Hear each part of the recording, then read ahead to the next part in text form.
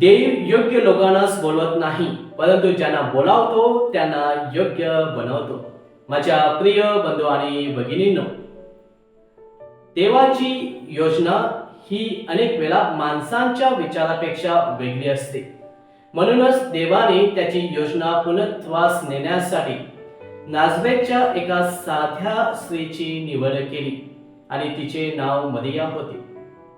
देव आपलं कार्य करण्यासाठी मोठ्या लोकांची निवड करत नाही, तर अनेक वेळा साध्या नम्र आणि विश्वासू लोकांची निवड करतो.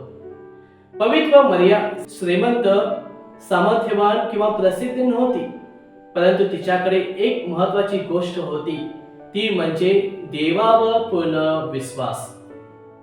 आजही आपल्या जीवनात देव योजना ठेवत आहे, परंतु अनेक वेळा आपण म्हणत असतो की मी योग्य नाही, मी तयार नाही, मी सक्षम नाही.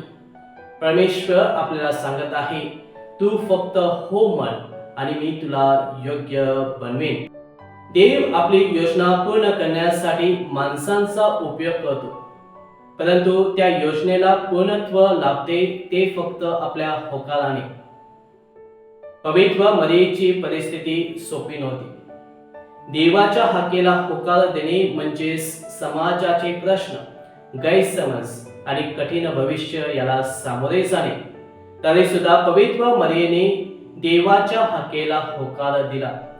म्हणूनच विश्वास म्हणजे सर्व काही स्पष्ट दिसणे नव्हे, तर अंधारात परमेश्वराचा हात पकडून चालणे.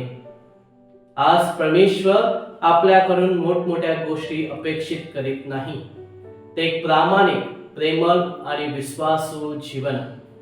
तर चला मग पवित्र मरियेसारखं देवाच्या प्रेमाच्या हाकेला होकार देऊया आणि आपण आपलं ख्रिस्ती जीवन पवित्र करूया.